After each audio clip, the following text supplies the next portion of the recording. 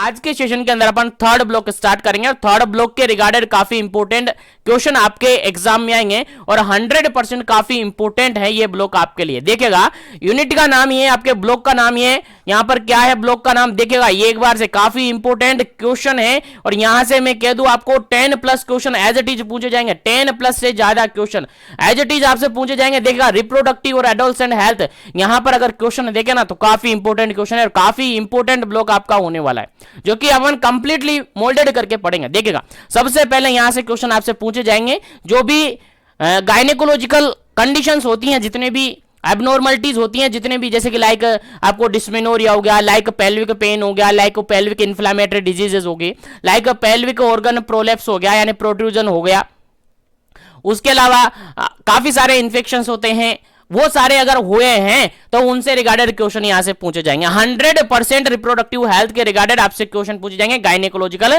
Condition के regarded 2 question as it is पूछे जाएंगे। उसके बाद आपके फैमिली प्लानिंग मेथड, जितने भी फैमिली प्लानिंग मेथड्स हैं, जितने भी फैमिली प्लानिंग स्पेसिंग मेथड है, लिमिटिंग मेथड है, स्टीलाइजेशन है, सारे कंप्लीटली यहां पर पूछे जाएंगे जो कि कंप्लीटली अपन पढ़ेंगे। उसके बाद आपसे एमटीपी यानी अबॉर्शन के रिगार्डेड क्वेश्चन पूछे जाएंगे और 100% 1 से 2 क्वेश्चन एमटीपी के रिगार्डेड आपके एग्जाम में रिपीट होता है तो वो पूछे जाएंगे। उसके बाद जितने भी काउंसलिंग प्रोसेस होती हैं, एडोलसेंट के लिए काउंसलिंग प्रोसेस होती है, उसके अलावा सेक्सुअल एब्यूज होता है, बिल्कुल सेक्सुअली हेल्थ होता है, उनसे रिगार्डेड क्वेश्चन आपसे पूछे जाएंगे। उसके बाद टीनेजर प्रेगनेंसी के रिगार्डेड क्वेश्चन आपसे पूछे जाएंगे कि टीनेजर प्रेगनेंसी के कारण क्या क्या हो सकते हैं, कोजेज क्या क्या हो सकते हैं, उसके क्या क्या एस्पेक्ट होते हैं, क्या क्या एडवर्स इफेक्ट होते हैं, क्या क्या कॉम्प्लिकेशन होता है और उनको प्रिवेंट करने के लिए, उनको रोकने के लिए हमें क्या क्या एडवाइस देनी होती है, क्या क्या हेल्थ एजुकेशन की जरूरत पड़ती है, क्या क्या जरूरत होती है, क्या क्या प्रिवेंशन अपन रख सकते हैं। तो कंप्लीटली इस सेशन के अंदर और इस ब्लॉक के अंदर कंप्लीटली अपन पढ़ने वाले, सभी टॉपिक्स को कवर करने वाले, बिल्कुल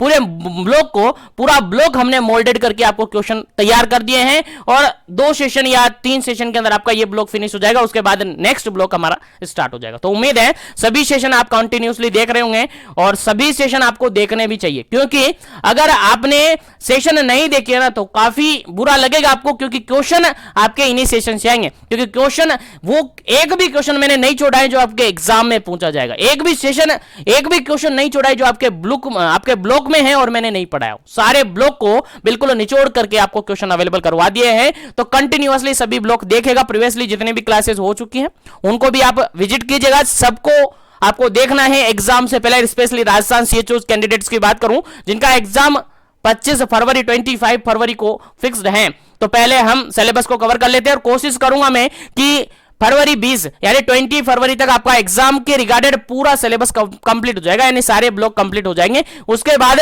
21 और 22 को आपका लाइव डिस्कशन रहेगा, जिसके अंदर अपन पूरे सिलेबस को एक साथ एक लाइव डिस्कशन के साथ हम बनेंगे। चलेगा, सेशन को मैं स्टार्ट करता हूं। एक बार से सेशन को लाइक शेयर कर दीजिएगा सभी कैंडिडेट जो भी जुड़ चुके हैं, ताकि सभी तक सेशन पहुंच जाए, सभी बेनिफिट ले सके। और जो भी कैंडिडेट नए ज्वाइन होते हैं चैनल पर या सेशन में, वो चैनल को जरूर से सब्सक्राइब कर लीजिएगा, ताकि इसी तरीके से कंटिन्यू सेशन आपको मिलता रहे, क्योंकि यहां पर पूरा सिलेबस आपको अवेलेबल किया जा रहा है, बिल्कुल पूरा क्वेश्चन आपको अवेलेबल करवाया जा रहा है, पूरा ब्लॉक आपको अवेलेबल करवाया जा रहा है और उसी के साथ आपको सारे क्वेश्चन अवेलेबल करवाए जाएंगे जो आपके एग्जाम में, और इनसे बाहर कोई क्वेश्चन नहीं जाएगा। 100% गारंटी के साथ बोल रहा हूं। अगर जो कैंडिडेट शुरू से स्टार्टिंग से जीवन एजुकेशन की क्लासेस ले रहा है, 100% 70 में से 65+ समथिंग क्वेश्चन वो बिल्कुल करेक्ट करके आएगा, 65। और काफी सारे कैंडिडेट जो कि कंसंट्रेशन के साथ पढ़ रहे हैं स्टार्टिंग से 100+ यानी कि 100% क्वेश्चन सही करके आएंगे, यानी 70 क्वेश्चन भी उनके सही होंगे, क्योंकि सारे क्वेश्चन मैंने बिल्कुल मोल्डेड करके दे दिए हैं। और कंसंट्रेशन के साथ अगर आपने देखे, कंसंट्रेशन के साथ आपने पढ़े, बिल्कुल 100% आपका रिजल्ट बिल्कुल 100% रहेगा। इसी उम्मीद के साथ मैं सेशन को स्टार्ट करता हूं। सेशन को कंप्लीटली बने रहेगा, पूरा ब्लॉक हम इस सेशन के अंदर कोशिश करेंगे इंक्लूड करेंगे और ज्यादा से ज्यादा क्वेश्चंस निकालेंगे। चलिएगा, आज के सेशन का हमारा पहला क्वेश्चन है, फटाफट से लाइक शेयर कर दीजिएगा ताकि सभी कैंडिडेट जुड़ जाए, सभी कैंडिडेट इस सेशन का बेनिफिट ले सके। चलेगा, पहला क्वेश्चन यहां पर है, what is meant by the dysmenorrhoea. देखिएगा डिसमिनोरिया के बारे में आपने सुना होगा, आप समझा होगा, पढ़ा होगा कहीं ना कहीं।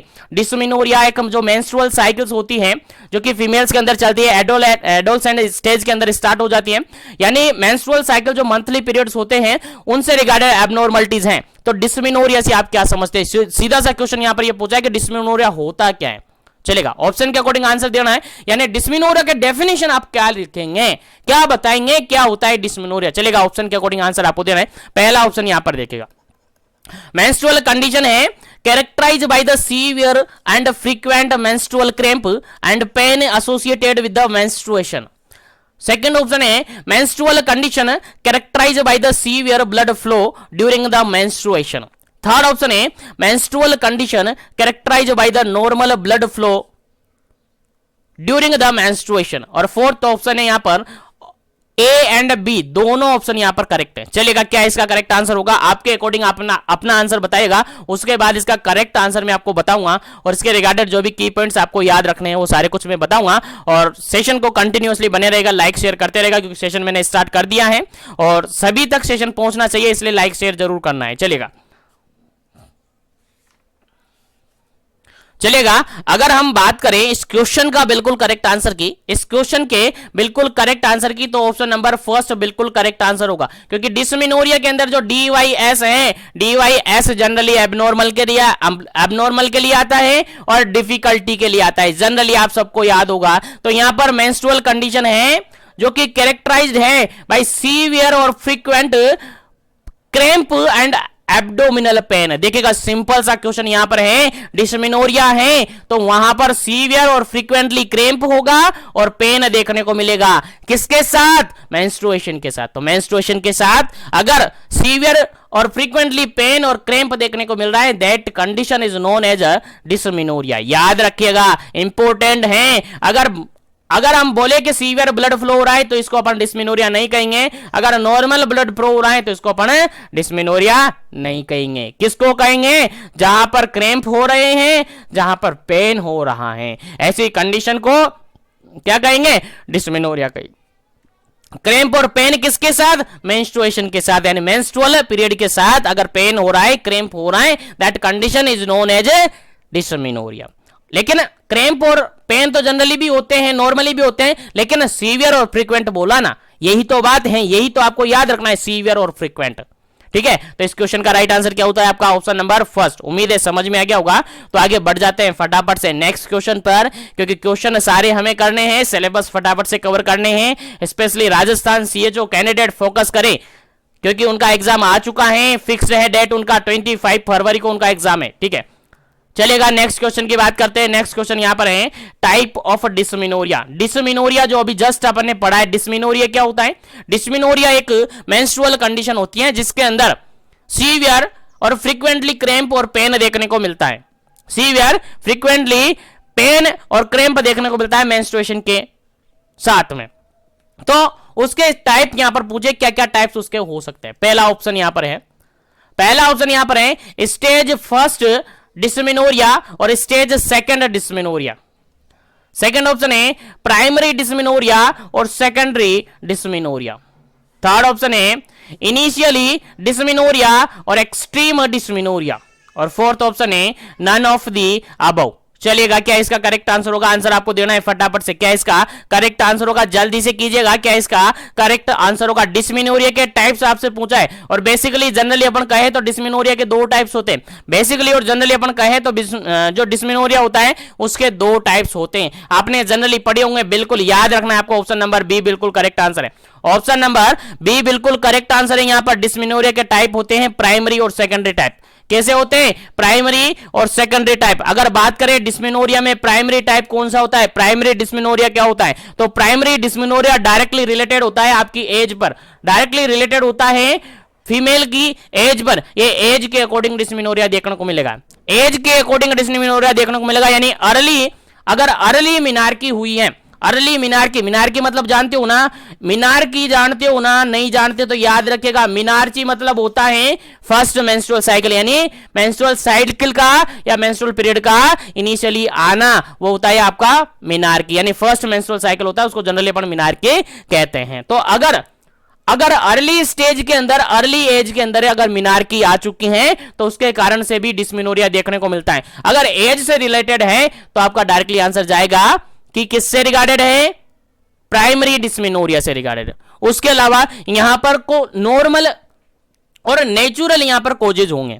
ठीक है। लेकिन अगर कोजेज क्या है, मेडिकल कंडीशन कोजेज है। क्वेश्चन आया हुआ है प्रीवियसली एग्जाम के अंदर, बीपीसीसीएचएन के एग्जाम के अंदर प्रीवियसली क्वेश्चन आया हुआ है कि अगर डिस्मिनोरिया हुआ है मेडिकल कंडीशन के रिगार्डेड, अगर मेडिकल कंडीशन से एसोसिएटेड होकर डिस्मिनोरिया हुआ है, ब्लीडिंग हो रही है, एब्डोमिनल क्रैम्प हो रहे हैं, सीवियर एब्डोमिनल क्रैम्प के साथ पेन हो रहा है, तो कौन सा डिस्मिनोरिया होगा? आपका डायरेक्टली आंसर क्या जाएगा सर? मेडिकल कंडीशन जहां आ गई वहां आपको डायरेक्टली समझ जाना है कि सेकेंडरी डिस्मिनोरिया होगा, सेकेंडरी डिस्मिनोरिया होगा, डायरेक्टली आपको याद रखना है, ठीक है। तो अगर बात करें इस क्वेश्चन का करेक्ट आंसर की तो आपको समझ में आ गया। डिस्मिनोरिया की अगर अपन बात करते हो तो डिस्मिनोरिया के बेसिकली दो टाइप्स होते हैं। पहला टाइप होता है that is a primary, second type होता है दैट इज अ सेकेंडरी। तो प्राइमरी और सेकेंडरी टाइप्स होते हैं डिस्मिनोरिया के। याद रखिएगा इस क्वेश्चन का राइट आंसर क्या होता है आपका? ऑप्शन नंबर बी बिल्कुल करेक्ट आंसर होता है, primary dysmenorrhoea and secondary dysmenorrhoea. चलिएगा आगे बढ़ते हैं नेक्स्ट क्वेश्चन पर। नेक्स्ट क्वेश्चन आपके सामने काफी इंपोर्टेंट, काफी जबरदस्त क्वेश्चन है, देखिएगा। थर्ड नंबर क्वेश्चन कहता है the main symptom of the dysmenorrhoea. Dysmenorrhoea के मेन सिम्टम क्या क्या देखने को मिलते हैं?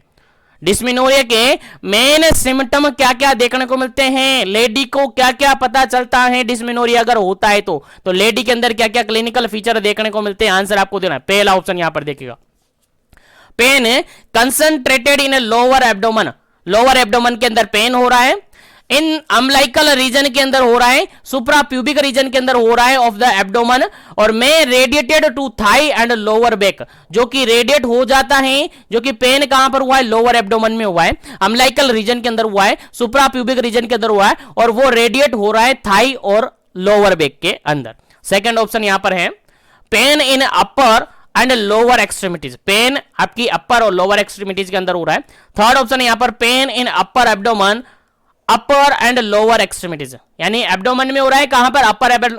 अपर एब्डोमेन में हो रहा है, उसी के साथ अपर और लोअर एक्सट्रीमिटीज के अंदर भी हो रहा है। फोर्थ ऑप्शन है यहां पर नन ऑफ दी अबव। चलेगा, आंसर आपको बताना है क्या इसका करेक्ट आंसर है। मेन सिम्टम ऑफ डिस्मिनोरिया आपको याद रखना है, क्वेश्चन पूछा जा सकता है। अगर डिस्मिनोरिया के मेन सिम्टम अपन देखें तो डिस्मिनोरिया के अंदर जो जनरली पेन देखने को मिलता है और वो रेडिएशन के साथ मिलता है, यानी रेडिएट होता है, तो इस क्वेश्चन का अगर बिल्कुल करेक्ट आंसर अपन देते तो ऑप्शन नंबर फर्स्ट देते हैं। ऑप्शन नंबर फर्स्ट बिल्कुल करेक्ट आंसर है, क्योंकि यहां पर जो पेन देखने को मिलता है, जो पेन देखने को मिलता है वो कैसा होता है? देखिएगा, पेन जो देखने को मिलता है वो कैसा होता है आपको याद रखना है। सबसे पहले तो पेन जो होता है कंसंट्रेटेड होता है, कहां पर? लोअर एब्डोमेन के अंदर।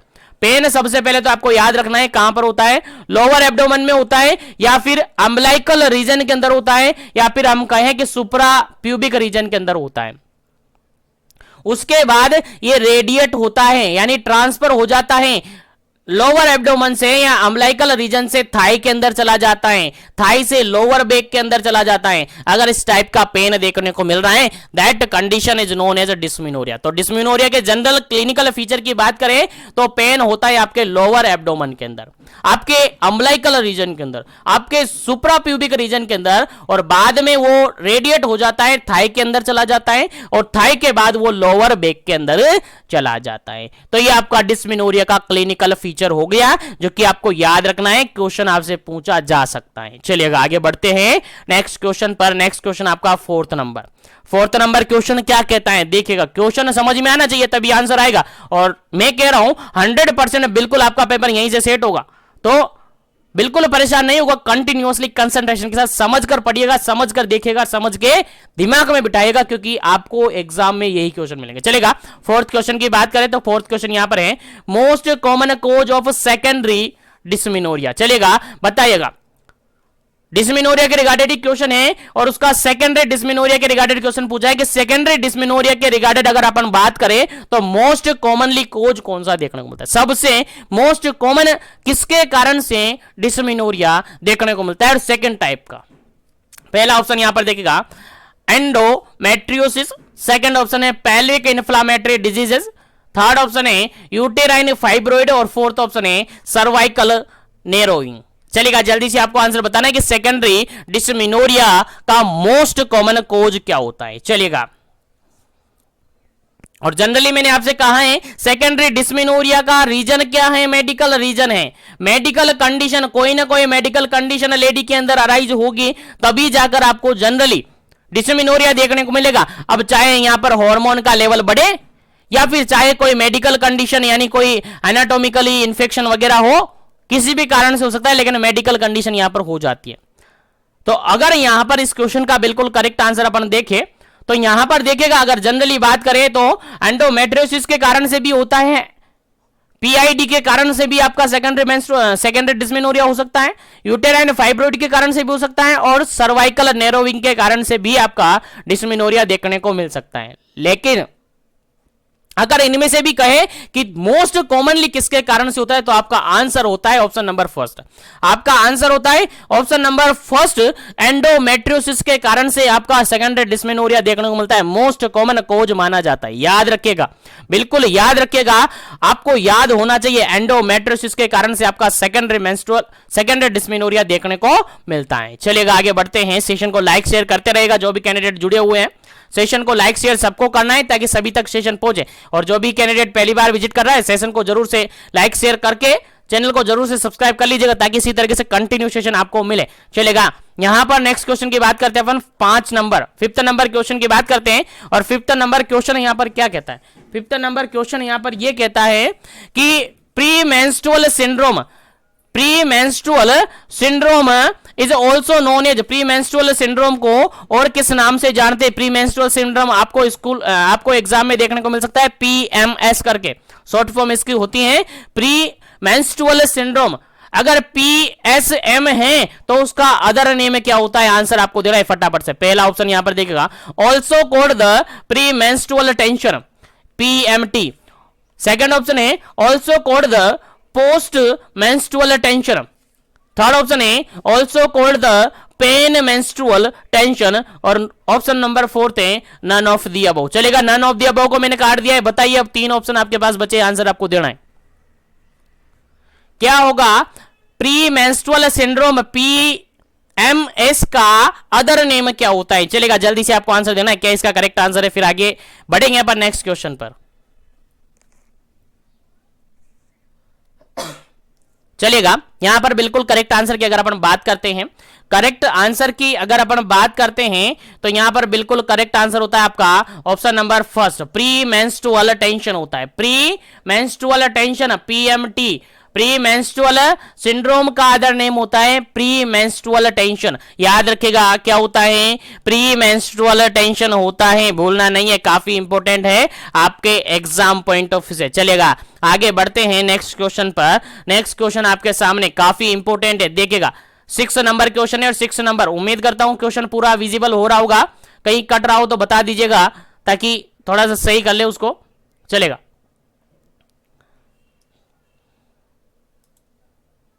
चलेगा, क्वेश्चन की अगर बात करें अपन 6 नंबर क्वेश्चन की, तो 6 नंबर क्वेश्चन आपके सामने देखिए क्या कहता है। क्वेश्चन कहता है प्री मेंस्ट्रुअल सिंड्रोम मींस क्या होता है? प्री मेंस्ट्रुअल सिंड्रोम क्या होता है ये पूछा है आपसे, बताइएगा। प्री मेंस्ट्रुअल सिंड्रोम होता क्या है? ठीक है, ऑप्शन के अकॉर्डिंग आंसर देना है। पहला ऑप्शन यहां पर है, it is the combination of the physical, psychological, emotional and mood disturbance that occur after the women's ovulation and typically ending with the onset of the menstrual flow. Second option है, it is a group of symptoms after the stoppage of menstrual flow. Second option, third option है A and B, और fourth option है यहां पर none of the above. चलेगा, क्या इसका correct answer है? आंसर आपको देना है। चलेगा, फटाफट से आंसर देना है कि पीएमएस जो प्री मेंस्ट्रुअल सिंड्रोम होता है उसका क्या मीन्स होता है या वो क्या होता है, आंसर आपको देना है फटाफट से।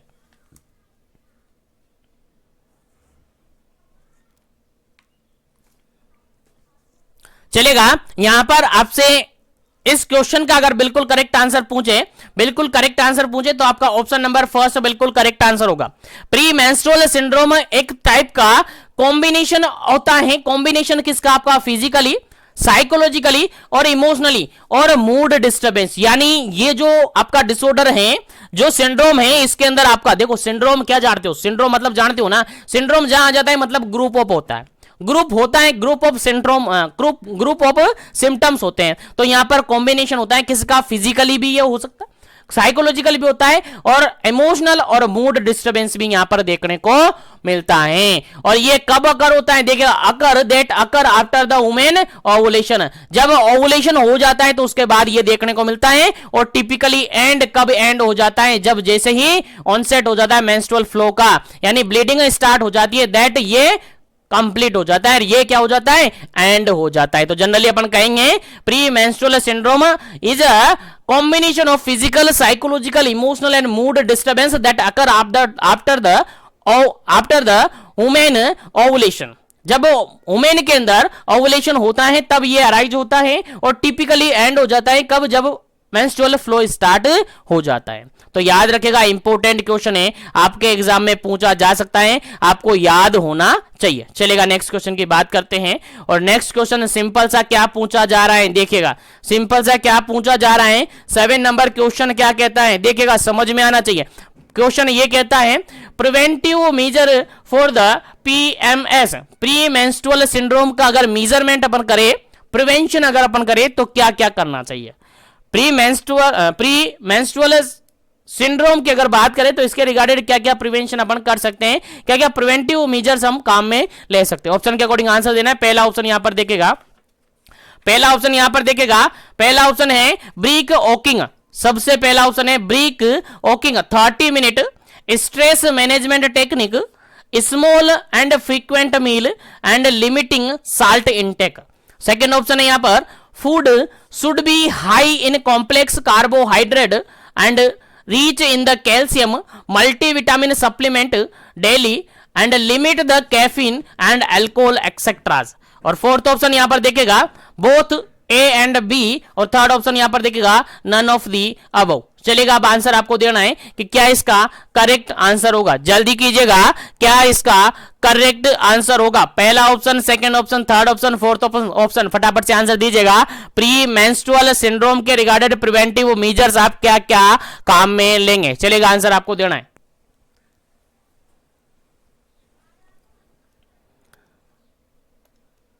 चलेगा, इस क्वेश्चन का अगर बिल्कुल करेक्ट आंसर अपन देखें तो ऑप्शन नंबर सी होगा। यहां पर ए और बी दोनों ही करेक्ट है, ए और बी दोनों ही करेक्ट है। यहां पर अगर बात करें प्री मेंस्ट्रुअल सिंड्रोम है तो हमें ब्रीक वॉकिंग करनी चाहिए, कितना, 30 मिनट तक ब्रीक वॉकिंग करनी चाहिए। इसमें आप साइकिलिंग कर सकते हैं, स्विमिंग कर सकते हैं और उसके अलावा एरोबिक जो एक्टिविटीज होती है वो कर सकते हैं। उसके अलावा आप यहां पर स्ट्रेस मैनेजमेंट टेक्निक काम में लेंगे, जिससे आपका स्ट्रेस क्या होगा, कम होगा, क्योंकि प्री मेंस्ट्रुअल सिंड्रोम है डायरेक्टली डिप्रेशन और स्ट्रेस से रिगार्डेड भी है, क्योंकि इसके अंदर जो सीरोटोनिन न्यूरोट्रांसमीटर है, सीरोटोनिन जो केमिकल है वो भी अफेक्ट होता है। याद रखेगा, क्वेश्चन आया हुआ है प्रीवियसली एग्जाम के अंदर कि जो प्री मेंस्ट्रुअल सिंड्रोम है उसमें कौन सा न्यूरोट्रांसमीटर जो केमिकल्स होता है वो शामिल होता है या अफेक्ट करता है, तो आपका राइटली आंसर क्या जाएगा, सीरोटोनिन। याद रखेगा, इंपॉर्टेंट है। तो यहां पर स्ट्रेस मैनेजमेंट टेक्निक्स आप काम में लेंगे। उसके अलावा स्मॉल और फ्रीक्वेंटली मील आप लेंगे और साल्ट इनटेक को आप क्या करेंगे, लिमिट कर देंगे, साल्ट नहीं लेंगे ज्यादा। उसके अलावा सेकंड ऑप्शन में food should be high in complex carbohydrate वाला फूड आप लेंगे। उसके अलावा रीच इन कैल्शियम, कैल्शियम वाला फूड लेंगे, मल्टीविटामिन सप्लीमेंट लेंगे डेली, और लिमिट कर देंगे आप कॉफी और अल्कोहल को। ठीक है, अगर ये सारा कुछ करेंगे तो आपका पीएमएस होने के चांसेस कम हो जाते हैं। ठीक है, तो यहां पर दोनों ही ऑप्शन बिल्कुल करेक्ट है, इसलिए आपका आंसर क्या हो जाता है, ऑप्शन नंबर सी बिल्कुल करेक्ट आंसर हो जाता है। उम्मीद है समझ में आ गया होगा। तो आगे बढ़ता हूं मैं नेक्स्ट क्वेश्चन पर, और नेक्स्ट क्वेश्चन आपके सामने आ गया है, देखिएगा Which brain chemical said to the associated with the premenstrual syndrome। चलेगा, आंसर बता दीजिएगा, अभी थोड़ी देर पहले मैंने आपको बता दिया है कि brain chemical said to be the associated with the premenstrual syndrome। जो पीएमएस होता है यानी प्री मेंस्ट्रुअल सिंड्रोम होता है, इसके रिगार्डेड अगर अपन बात करें तो कौन सा ब्रेन केमिकल और ब्रेन केमिकल बोले तो न्यूरोट्रांसमीटर कौन सा रेस्पॉन्सिबल है, फटाफट से आंसर दीजिएगा। पहला ऑप्शन यहां पर है सीरोटोनिन, सेकंड ऑप्शन है एसिटाइल कोलिन, थर्ड ऑप्शन है यहां पर डोपामिन और फोर्थ ऑप्शन है यहां पर एपिनेफ्रिन। चलिएगा आंसर बताइएगा, इंपॉर्टेंट है, स्टार बना लीजिएगा, आपके एग्जाम में पूछा जा सकता है। प्रीवियसली बीपीसीसीएचएन के regarded same to same as it is question पूछा हुआ है, आप देख सकते हैं प्रीवियसली एग्जाम पेपर उठाकर। चलेगा इस क्वेश्चन का राइट आंसर क्या होगा, फटाफट से आंसर देना है, फिर आगे बढ़ेंगे अपन नेक्स्ट क्वेश्चन पर। चलेगा जल्दी कीजिएगा, क्या इसका करेक्ट आंसर होगा।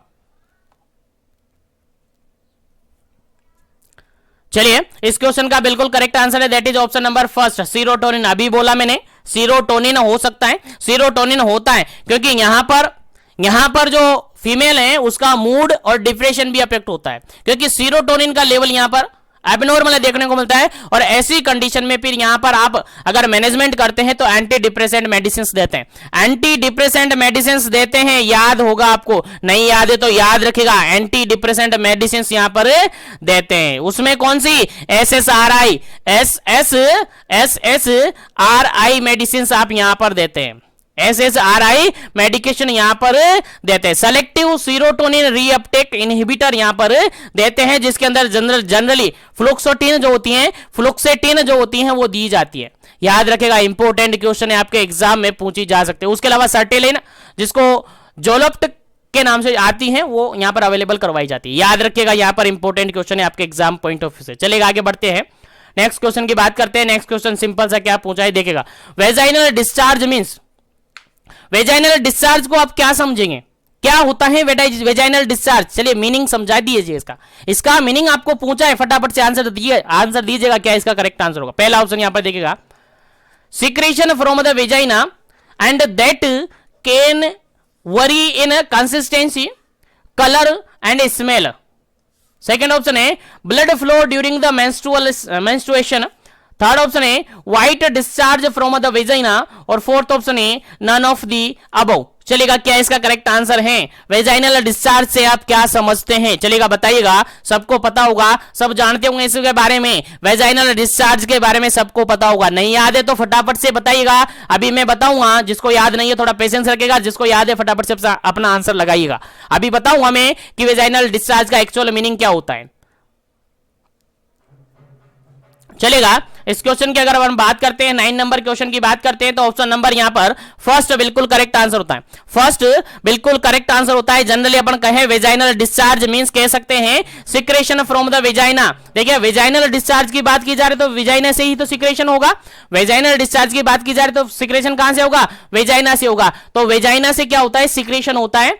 And that the can worry, जो कि अलग अलग तरीके से हो सकता है इन द कंसिस्टेंसी, यानी उस डिस्चार्ज की कंसिस्टेंसी अलग अलग हो सकती है, उस डिस्चार्ज की कंसिस्टेंसी अलग अलग हो सकती है, उस डिस्चार्ज का कलर अलग अलग हो सकता है और उस डिस्चार्ज का स्मेल अलग अलग हो सकता है। वो डिपेंड करता है कि डिस्चार्ज किस कारण से हो रहा है, डिस्चार्ज किस कारण से हो रहा है। तो जनरली अपन कहते हैं वेजाइनल डिस्चार्ज, कह सकते हैं कि secretion from the vagina that worry in consistency, colour और स्मेल, जो कि अलग अलग कलर का हो सकता है, अलग अलग कंसिस्टेंसी उसकी हो सकती है, अलग अलग स्मेल उसके अंदर हो सकता है। तो उम्मीद करता हूं समझ में आ गया होगा इस क्वेश्चन का आंसर। तो बिल्कुल करेक्ट आंसर है option number A, option number A बिल्कुल करेक्ट आंसर है। ठीक है, तो वेजाइनल डिस्चार्ज होता है, सिक्रेशन होता है, जिसकी कंसिस्टेंसी अलग अलग हो सकती है, कलर अलग अलग हो सकता है और स्मेल भी यहां पर डिफरेंट हो सकती है। अगर ऐसा फ्लो हो रहा है, ऐसा सिक्रेशन हो रहा है, तो हम कहेंगे कि सर वेजाइनल डिस्चार्ज हो रहा है। क्या हो रहा है जी, वेजाइनल डिस्चार्ज हो रहा है। चलिएगा आगे बढ़ते हैं नेक्स्ट क्वेश्चन पर। अब बात करते हैं, देखिएगा जैसी बात की थी अभी लास्ट क्वेश्चन में, वैसा ही क्वेश्चन आ गया। If vaginal discharge is cloudy yellow colour, अगर वेजाइनल डिस्चार्ज कैसे कलर का है, क्लाउडी और येलो कलर का है, तो आप क्या सस्पेक्ट करेंगे कि उसके अंदर कौन सा इंफेक्शन हुआ है। चलेगा आंसर बताएगा क्या इसका करेक्ट आंसर है। और याद रखिएगा इंपॉर्टेंट है, आपके एग्जाम में पूछा जा सकता है। अगर क्लाउडी और येलो कलर का वेजाइनल डिस्चार्ज हो रखा है तो हम क्या कंसीडर करेंगे। पहला ऑप्शन यहां पर गोनोरिया, सेकेंड ऑप्शन है यहां पर ट्राइकोमोनियोसिस, थर्ड ऑप्शन यहां पर ईस्ट इन्फेक्शन और फोर्थ ऑप्शन यहां पर नन ऑफ दी अबव। चलेगा क्या इसका करेक्ट आंसर होगा, जल्दी से आपका आंसर बताना है कि अगर क्लाउडी और येलो कलर का क्लाउडी और येलो कलर का वेजाइनल डिस्चार्ज हो रहा है, तो हम क्या सस्पेक्ट करेंगे कि उसके अंदर कैसा इन्फेक्शन है, कैसा इन्फेक्शन है? तो सर आपका डायरेक्टली आंसर जाएगा, सर आपका डायरेक्टली आंसर जाएगा कि सर उसको गोनोरिया हुआ है। क्या हुआ है जी? उसको गोनोरिया हुआ है। और गोनोरिया जब होता है, गोनोरियल इन्फेक्शन जो होता है, गोनोरियल इन्फेक्शन जो होता है उसमें जो कलर होता है वेजाइनल डिस्चार्ज का वो कैसा होता है? क्लाउडी और येलो होता है। याद रखिएगा, इंपॉर्टेंट है, आपके एग्जाम में एजटी जो पूछा जा सकता है, येलो और क्लाउडी कलर का अगर वेजाइनल डिस्चार्ज है तो कौन सा इन्फेक्शन है? आपका आंसर जाएगा सर गोनोरिया है। अब यहां से आपको थोड़ा सा याद रख लेना है कि अगर गोनोरिया होता है तो पेशेंट के अंदर, गोनोरिया होता है तो पेशेंट के अंदर जो लोअर एब्डोमेन पेन है, लोअर एब्डोमेन है, उसके अंदर पेन देखने को मिलता है, पेन इन लोअर एब्डोमेन। उसके अलावा जो पीरियड्स के अंदर ब्लीडिंग होती है वो देखने को मिल सकती है। उसके अलावा यूरिनरी इनकॉन्टिनेंस यहां पर देखने को मिलती है। याद रखेगा, लोअर एब्डोमेन हाईलाइट कर लीजिएगा, एग्जाम में पूछा जा सकता है। तो जनरली आपको समझ में आ गया, क्लाउडी और येलो कलर का अगर वेजाइनल डिस्चार्ज हो रहा है, दैट आप क्या कंसीडर करेंगे कि उसको क्या हो रखा है? गोनोरिया हो रखा है। याद रखिएगा, याद रखिएगा, याद रखिएगा, बार बार बोल रहा हूं, याद होना चाहिए, आपके एग्जाम में पूछा जा सकता है। चलेगा, नेक्स्ट क्वेश्चन की बात करते हैं। नेक्स्ट क्वेश्चन आपका 11 नंबर का है। 11 नंबर क्वेश्चन कहता है, if the vaginal discharge is white grey colour, अगर वेजाइनल डिस्चार्ज कैसा है? व्हाइट और ग्रे कलर का है। कैसा है? व्हाइट और ग्रे कलर का है। तो बताइएगा क्या सस्पेक्ट आप करेंगे? पहला ऑप्शन यहां पर ट्रैकोमोनियासिस आप करेंगे, सेकंड ऑप्शन यहां पर गोनोरिया करेंगे, थर्ड ऑप्शन यहां पर ईस्ट इन्फेक्शन करेंगे, और फोर्थ ऑप्शन यहां पर बैक्टीरियल इन्फेक्शन करेंगे। चलेगा, आंसर बताइएगा क्या इसका करेक्ट आंसर होगा। अगर व्हाइट और ग्रे कलर का वेजाइनल डिस्चार्ज हो रखा है तो आप क्या सस्पेक्ट करेंगे?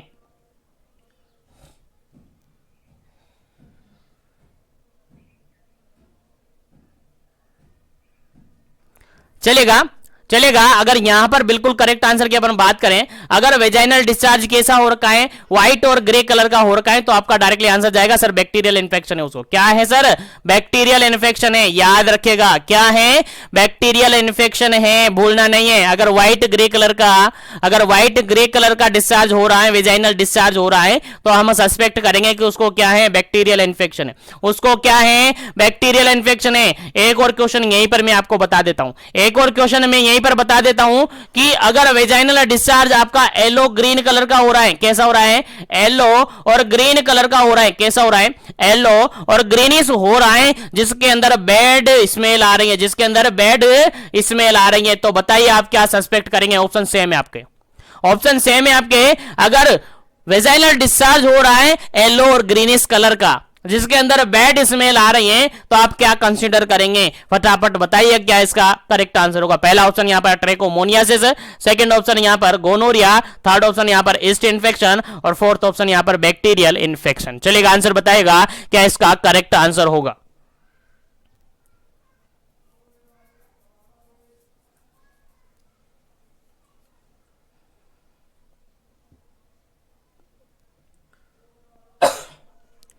चलिएगा, यहां पर अगर बिल्कुल करेक्ट आंसर की बात अपन करते हैं तो ऑप्शन नंबर फर्स्ट बिल्कुल करेक्ट आंसर होता है, ट्रैकोमोनियासिस होगा। क्या होगा जी? ट्रैकोमोनियासिस होगा। अगर वेजाइनल डिस्चार्ज येलो और ग्रीनिश हो रहा है, वेजाइनल डिस्चार्ज येलो ग्रीनिश हो रहा है, जिसके साथ बैड स्मेल आ रही है, तो आपका कंसीडर करेंगे, आपका आंसर जाएगा ट्रैकोमोनियासिस। क्या जाएगा जी?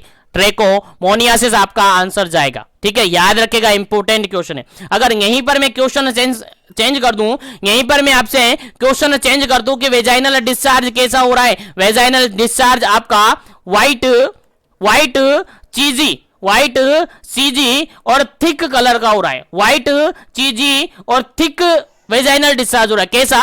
तीन प्रॉपर्टी मैंने यहां पर लिखे, व्हाइट कलर हो रहा है, चीजी हो रहा है, और थिक कलर का हो रहा है। तो बताइएगा कि क्या करेक्ट आंसर होगा? ऑप्शन सेम है, trichomoniasis, gonorrhoea, yeast infection, bacterial infection. फटाफट से आंसर बताइएगा क्या इसका करेक्ट आंसर होगा।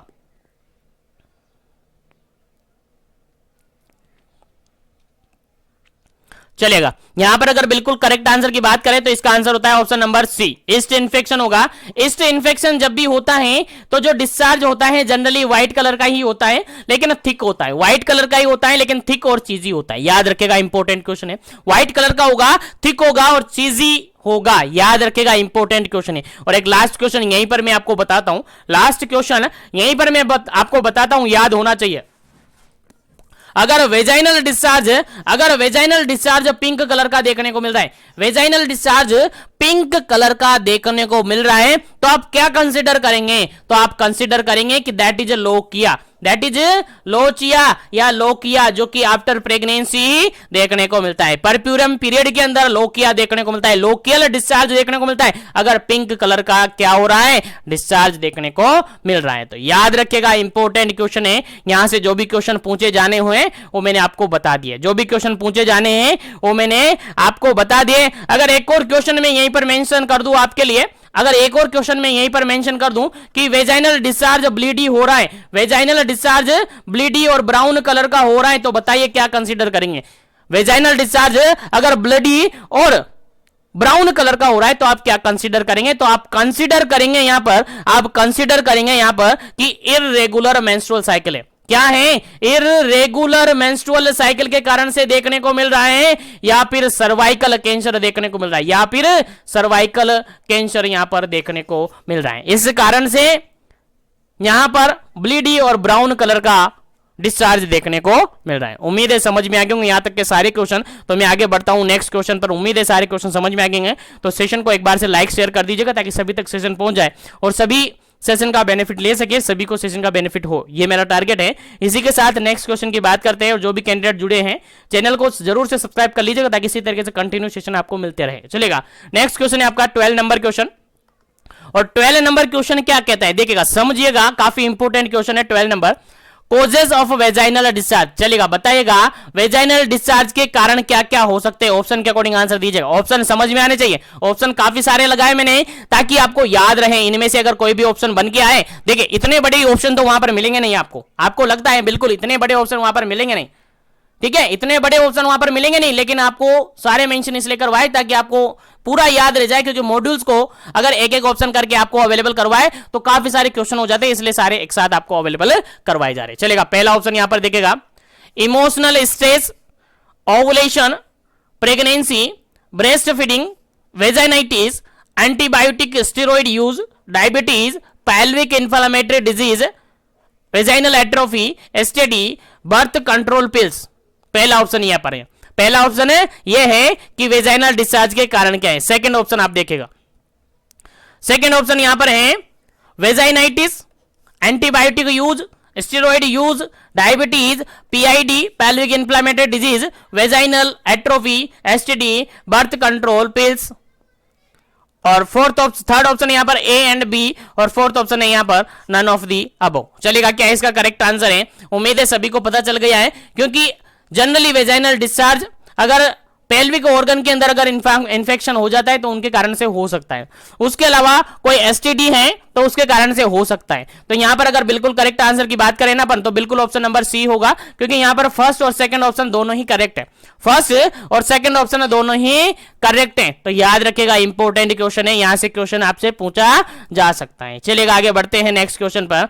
और नेक्स्ट क्वेश्चन आपके सामने काफी इंपॉर्टेंट है, 13 नंबर क्वेश्चन है। 13 नंबर क्वेश्चन क्या कहता है देखिएगा, 13 नंबर क्वेश्चन कहता है what meant by the mastitis. Mastitis जो होती है उसका मीनिंग क्या होता है? चलिएगा, बताइएगा। मास्टाइटिस आप सबको पता है, मास्टाइटिस किससे रिलेटेड है? फटाफट से आंसर दीजिएगा। पहला ऑप्शन यहां पर infection of muscle, second option है infection of joint, third option है इन्फेक्शन ऑफ बोन, और फोर्थ ऑप्शन है infection of the tissue of the breast that occur the mostly frequently during the time of the breast feeding. चलेगा, answer आपको बताना है क्या इसका करेक्ट आंसर होगा। मास्टाइटिस जनरली होता क्या है, आंसर आपको बताना है फटाफट से, क्या इसका करेक्ट आंसर होगा।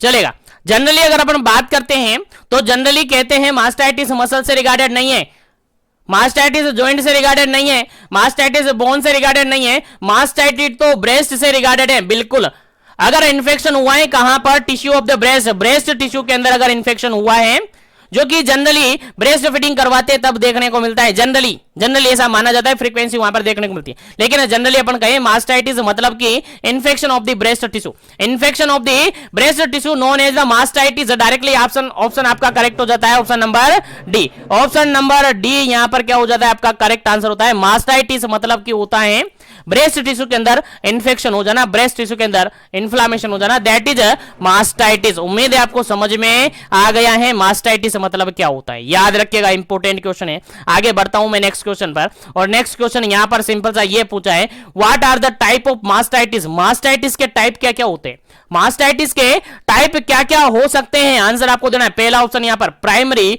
Mastitis and secondary mastitis, second option है preventive mastitis and non preventive mastitis, third option है परप्यूरल मास्टाइटिस और नॉन परप्यूरल मास्टाइटिस, और फोर्थ ऑप्शन है नन ऑफ दी अबव। चलेगा, मास्टाइटिस का मतलब आपको समझ में आ गया, मास्टाइटिस का मतलब मैंने आपको बता दिया है। अब यहां पर पूछा है टाइप ऑफ मास्टाइटिस, मास्टाइटिस के टाइप क्या क्या होते हैं, फटाफट से आंसर दीजिएगा, मेंशन कीजिएगा अपना आंसर, फिर आगे बढ़ेंगे इस क्वेश्चन का राइट आंसर देखकर, क्योंकि इस क्वेश्चन का राइट आंसर मैंने प्रीवियसली क्वेश्चन के अंदर ही बता दिया है। अगर कंसंट्रेशन के साथ थे, कंसंट्रेशन के साथ बने थे तो 100% आपको क्वेश्चन भी समझ में आ गया और आंसर भी समझ में आ गया और आप आंसर भी दे पाएंगे। चलेगा, जल्दी कीजिएगा क्या इसका करेक्ट आंसर होगा।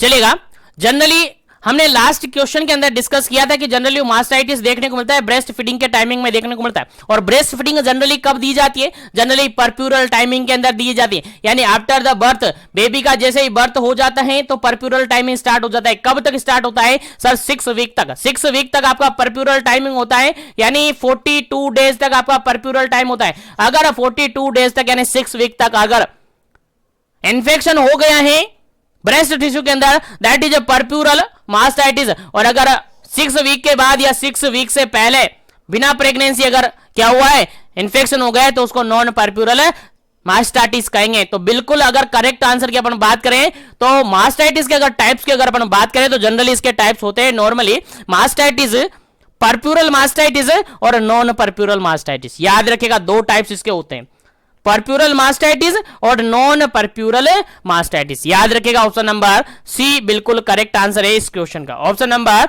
सी बिल्कुल करेक्ट आंसर है इस क्वेश्चन का। चलेगा, आगे बढ़ते हैं नेक्स्ट क्वेश्चन पर, और नेक्स्ट क्वेश्चन की बात करते हैं, सिंपल सा 15 नंबर क्वेश्चन है। 15 नंबर क्वेश्चन कहता है, if mastitis in left untreated, अगर मास्टाइटिस अनट्रीटेड रह गई है यानी उसका इलाज नहीं किया गया है, अगर उसका ट्रीटमेंट नहीं किया गया है, the abscess can be develop, abscess कहां पर डेवलप होगा, एब्सिस जानते हो पस फॉर्मेशन बन जाना, पस फॉर्मेशन बन जाना, तो वो कहां पर डेवलप होगा, आंसर देना है। पहला ऑप्शन यहां पर ब्रेस्ट टिश्यू के अंदर, सेकंड ऑप्शन यहां पर मसल्स के अंदर, थर्ड ऑप्शन यहां पर बोन के अंदर, फोर्थ ऑप्शन यहां पर नन ऑफ द अबव के अंदर। फोर्थ ऑप्शन मैंने काट दिया, 3 ऑप्शन आपके पास है।